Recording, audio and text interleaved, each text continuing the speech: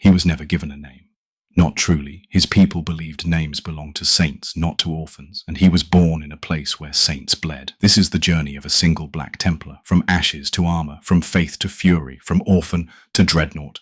If you love cinematic Warhammer lore, subscribe now. This is just the beginning. Chapter 1. The Shrine World. Aspirant. In the far corners of the Imperium of Man, there are worlds where faith is not a comfort, but a weapon. He was born on one of these, a shrine world. War had passed like a plague. Millennia ago, it had been a battlefield, then a tomb, then a cathedral. The ground was sanctified by martyrs' blood. Every stone whispered sermons to those who dared listen. Life here was servitude, ritual, fear, and above all, obedience.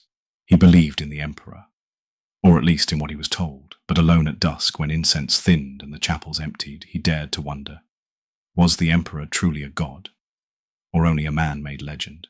When the Black Templars came, they came without warning. Gunmetal dropships, giants in black armor, chains, seals, no ceremony, no mercy. He watched them arrive, awe and terror entwined. They needed recruits. The trials began. Some tests were physical, others spiritual. 6 days in darkness, kneeling on glass, chanting litanies until blood drowned the syllables. He endured. He did not break. He was not the strongest, but he was still standing when the Reclusiarch called for silence. Do you believe the Emperor is a god? He hesitated, only for a moment, but it was seen. The forge does not love the iron. It burns it, until only purity remains. The chaplain passed him by, not rejected, but watched. The surgeries came next. Implants, carapace, hypnoconditioning, organs made from angels and monsters. He screamed often, but never begged. When it was done, he wasn't human, not yet a space marine. A vessel, waiting to be filled, waiting to believe.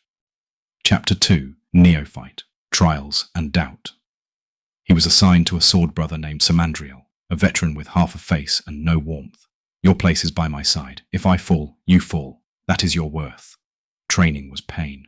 Drill. Purge. The Emperor did not want belief. He demanded obedience. He watched another neophyte hesitate in a bolt gun drill. Samandriel broke his arm in 2 places. Later, a purge. Chaos-worshipping civilians, starving, unarmed. He hesitated. Samandriel noticed. You do not get to choose who is damned. The chaplains preached sermons carved from Grimaldus and Sigismund. He recited them until they drowned out the doubt. He began flaying his arms in penance, starving himself, whispering litanies instead of sleeping. He didn't fear death anymore. He feared hesitation. Chapter 3. Baptism by Fire. First Crusade, his first real war. Carsix 4. A blighted world, overrun by cultists and warp-touched vermin. He descended in a drop pod with Samandriel and 5 others. The first man he killed was a boy, eyes black with corruption. The second begged. The third didn't get the chance. They were ambushed. A neophyte was wounded. Vexor. He could have dragged him to safety. Instead, he obeyed Samandriel's command and advanced. Vexor died. Samandriel said only, "You're learning." That night, he did not feel guilt. He felt clarity. The Emperor didn't want his love. He wanted his sword. By campaign's end, only he remained of the original neophyte pod. When asked again if the Emperor was a god, he said, "No, he is more than a god. A god may be worshipped. The Emperor must be obeyed." "You are ready," said the chaplain. Chapter 4. Initiate. Taking the Black Cross. He knelt before Samandriel. A shard of obsidian was pressed into wax upon his pauldron. He had earned the Black Cross. He was no longer a student. He was a weapon. For the Templars, initiation is not a reward. It is a death sentence for the self. What remains is war. He no longer prayed to the Emperor. He served him. He fought across 3 war zones, cleaved through mutants, memorized entire volumes of Grimaldus's sermons, etched scripture into his flesh. He stopped sleeping. He started kneeling. He was not the Emperor's son. He was his blade, and blades do not ask where they strike. Chapter 5. Sword Brother, Duty and Purge.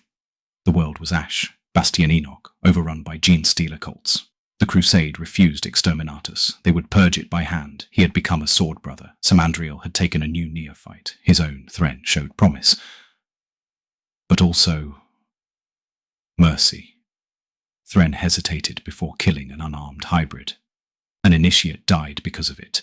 He dragged Thren to the Reclusiarch. No words. But instead of punishing Thren, the chaplain cautioned him. Do not burn the spark before it becomes flame. He didn't understand. He would.